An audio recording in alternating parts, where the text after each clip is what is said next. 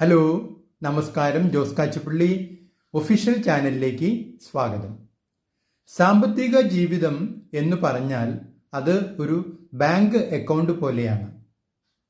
Bank അക്കൗണ്ടുകളിൽ ഒരു minimum balance കർശനമാണ്. എല്ലാ ബാങ്കുകളും അത് നിഷ്കർഷിക്കുന്നുണ്ട്. ഇതുപോലെ തന്നെ സാമ്പത്തിക ജീവിതത്തിലും ഒരു മിനിമം ബാലൻസ് ആവശ്യമാണ്.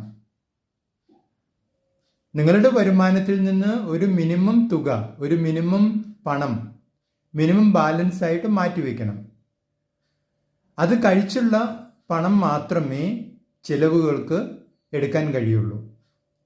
ബാങ്ക് അക്കൗണ്ടുകളിൽ സ്ഥിരമായിട്ട് നടക്കുന്ന രണ്ട് പ്രക്രിയകളാണ് നിക്ഷേപിക്കലുകളും പിൻവലിക്കലുകളും.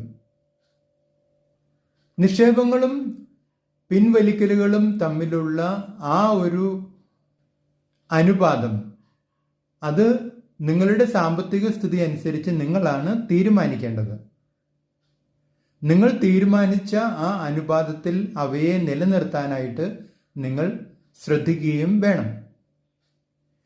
സാമ്പത്തിക ജീവിതത്തിൽ മുഴുവൻ പണവും പിൻവലിച്ചാൽ അത് അസ്ഥിവാരം തോണ്ടുന്ന മാതിരിയാണ്.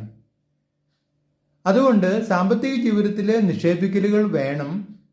അത് തുല്യമാണെങ്കിൽ, പിൻവലിക്കലുകൾക്ക് തുല്യമാണെങ്കിൽ സാമ്പത്തിക ജീവിതത്തിൽ ഒരു ബാലൻസിങ് വരും.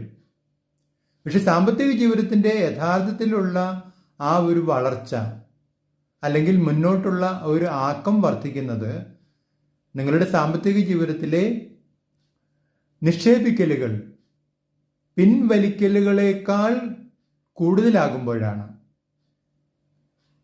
നിങ്ങൾ 40% പിൻവലിക്കുകയും 60% നിക്ഷേപിക്കുകയും ചെയ്യുകയാണെങ്കിൽ നിങ്ങളുടെ സാമ്പത്തിക ജീവിതം വളർച്ചാ പാതയിലാണ് എന്ന് പറയാൻ കഴിയും.